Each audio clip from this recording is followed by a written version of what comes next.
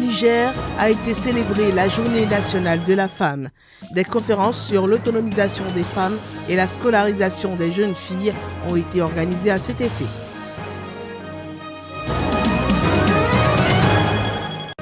Atelier d'initiation aux activités génératrices de revenus.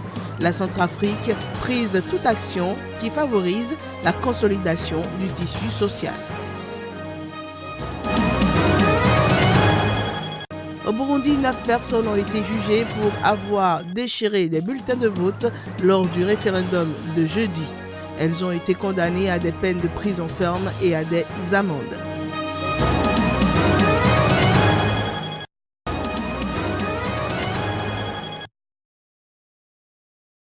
Le 13 mai 1991, comme un seul homme, les femmes nigériennes se sont mobilisées à travers une marche historique pour exiger plus de représentantes au sein de la commission préparatoire de la conférence nationale souveraine du 29 juillet 1991. Depuis, que de chemins parcourus et d'acquis engrangés par la gente féminine. Pour marquer cette journée, plusieurs activités ont été organisées pendant toute une semaine par les autorités et les organisations féminines du pays. À l'initiative de la fondation Gourivi Meilleur de la première dame Aïssata Issoufou, une conférence sur le thème Femmes, Excellence et Leadership en Afrique a été organisée. Nous nous sommes engagés depuis la création de la fondation Gourivi Meilleur en 2011 à contribuer efficacement aux programmes et projets visant l'éducation, le développement, la protection et l'autonomisation des filles et des femmes nigériennes. L'objectif de la Fondation est de promouvoir le leadership féminin et l'autonomisation des femmes, notamment à travers le prix d'excellence qui récompense les meilleurs élèves du Niger avec une place de choix pour les jeunes filles parmi les lauréats. Je suis intimement convaincue que c'est en cultivant l'excellence que nous réussirons à développer le plein potentiel des jeunes générations et faire naître les leaders de demain. À l'occasion de cette conférence, la ministre de la Promotion de la Femme a salué cette initiative en ce qu'elle cadre avec la vision du président de la République et le programme de la Renaissance du Niger. L'autonomisation des femmes et des filles est une condition nécessaire et indispensable au changement de comportement et donc un levier important pour le développement durable. De surcroît, promouvoir l'excellence et le leadership féminin en mettant en lumière des femmes africaines inspirantes nécessite la pleine participation de l'ensemble des acteurs et actrices. Au Niger, c'est en milieu rural que la situation de la femme est beaucoup plus précaire.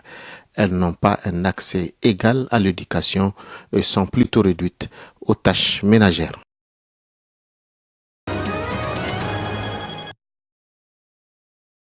Près d'une centaine de femmes participent à cette formation qui vise à donner aux femmes les moyens de créer des activités susceptibles de générer des revenus. Il s'agit de les amener à compter d'abord sur leurs propres forces et à se prendre en charge.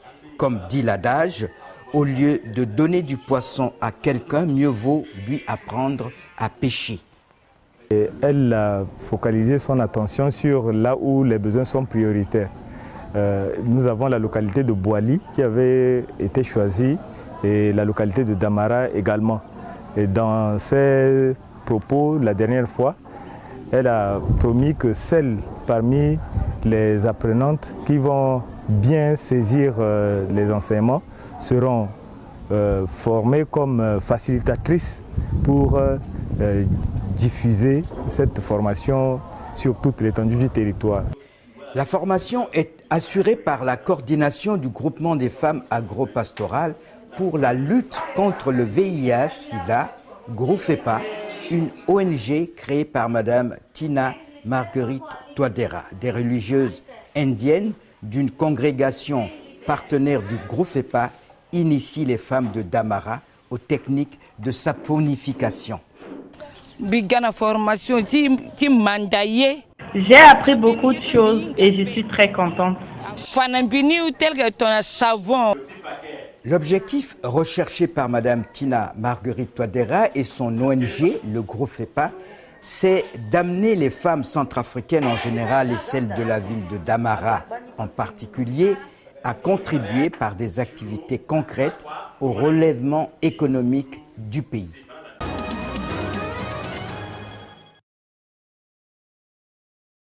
Le 24 mars 2013, l'ex-rébellion Séléka faisait son entrée à Bangui pour renverser le général François Bozizé et prendre le pouvoir de l'État. Cette situation a contribué à détériorer profondément les relations séculaires entre les communautés chrétiennes et musulmanes. Ce changement brutal de régime a fait de nombreuses victimes au sein de la population civile. Des dizaines de maisons ont été détruites ou incendiées. Une association des victimes de la crise a été créée. Le 11 mai a été décrétée journée des victimes de la crise.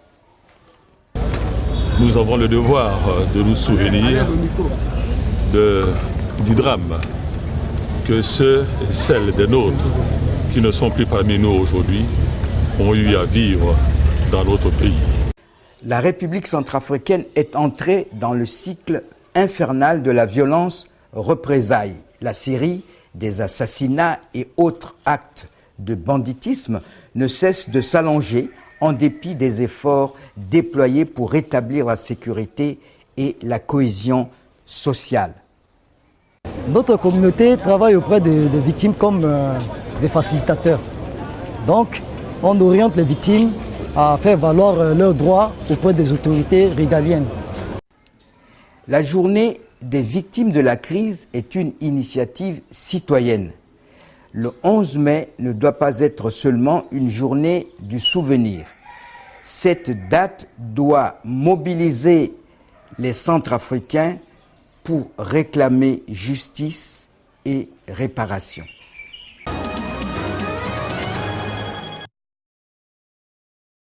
Le Burundi s'acheminait vers une large victoire du oui au référendum constitutionnel de jeudi qui pourrait permettre au président Pierre Nkurunziza de rester au poste jusqu'en 2034 selon les premiers résultats partiels publiés vendredi.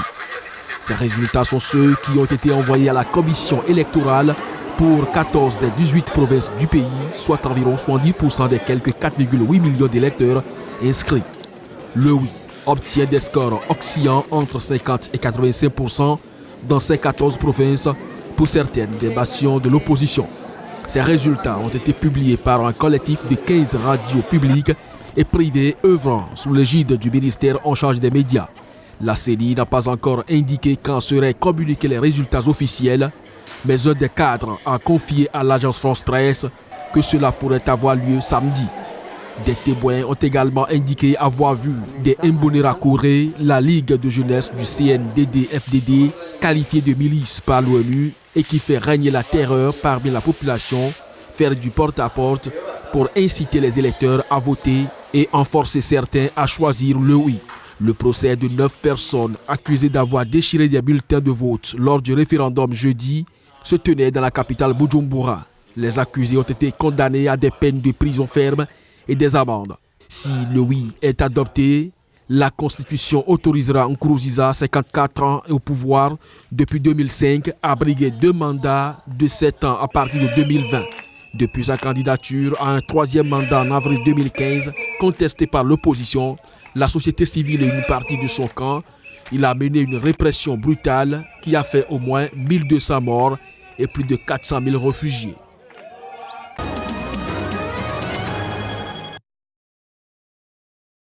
L'épidémie d'Ebola en République démocratique du Congo n'est pas actuellement une urgence de portée internationale, a annoncé vendredi l'OMS, estimant que la situation peut être maîtrisée grâce aux mesures prises et à la campagne de vaccination prévue.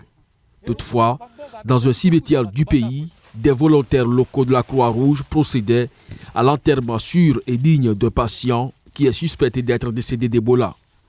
Ces enterrements sûrs sont essentiels pour réduire le risque de propagation d'Ebola au sein des communautés affectées.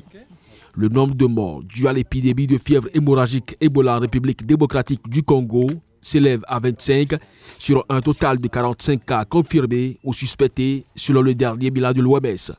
Dès samedi, il y aura environ 7500 doses de ce vaccin expérimental sur place et l'OMS dispose encore d'une réserve d'environ 1500 doses. En outre, la société Merck, qui développe ce vaccin, s'est engagé à mettre gratuitement à la disposition de l'OMS 300 000 doses. L'OMS espère vacciner dans un premier temps entre 8 000 et 10 000 personnes, a avancé le directeur du programme de gestion des situations d'urgence de l'OMS, Peter Salama. L'OMS entend vacciner environ 150 contacts et contacts de chaque patient, a-t-il précisé aux médias. L'agence de l'ONU a demandé 25 millions de dollars, soit 22,1 millions d'euros, pour faire face à la crise ces 3 prochains mois. L'épidémie d'Ebola, la plus violente de l'histoire, a frappé l'Afrique de l'Ouest entre fin 2013 et 2016, causant plus de 11 300 morts sur quelques 29 000 cas recensés, à plus de 99% en Guinée, au Libéria et en Sierra Leone. L'OMS avait alors été vivement critiquée pour la lenteur de sa réaction.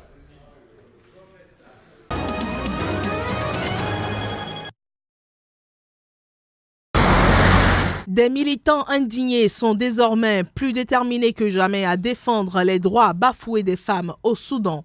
À la base, la condamnation à mort d'une adolescente pour le meurtre de son mari violeur. Mariée de force à 16 ans, Noura Hussein, aujourd'hui âgée de 19 ans, a été condamnée à la peine capitale il y a une semaine. Le cas de la jeune fille a suscité l'indignation, les militants des droits des femmes lançant la campagne Justice pour Noura et l'ONU appelant à la clémence. Noura est condamnée à mort. Son cas nous a conduits tout près d'une exécution. La situation est dangereuse et les droits des femmes doivent être pris plus au sérieux pour que nous puissions les protéger et qu'elles se sentent en sécurité. Le cas de Noura a été mis en avant par les médias et les ONG, mais il y a des dizaines de milliers de cas comme celui de Noura dans notre communauté dont personne n'entend parler. Les lois au Soudan sont un mélange entre la charia et les traditions communautaires. Les femmes sont aujourd'hui oppressées par ces lois. Oui, les lois en elles-mêmes ne suffisent pas à résoudre complètement le problème, mais elles peuvent offrir un bon environnement pour respecter les droits des femmes. Néanmoins, de mauvaises lois créent un environnement qui oppresse les femmes. Selon Amnesty International, lorsque Noura Hussein a refusé de consommer son mariage, son mari a appelé 2 de ses frères et un cousin pour qu'ils l'aident à la violer. Le lendemain, alors qu'il essayait à nouveau de la violer, elle l'a poignardée à mort. Mais la Cour n'a pas reconnu le viol. Au Soudan, la loi autorise le mariage des enfants de plus de 10 ans.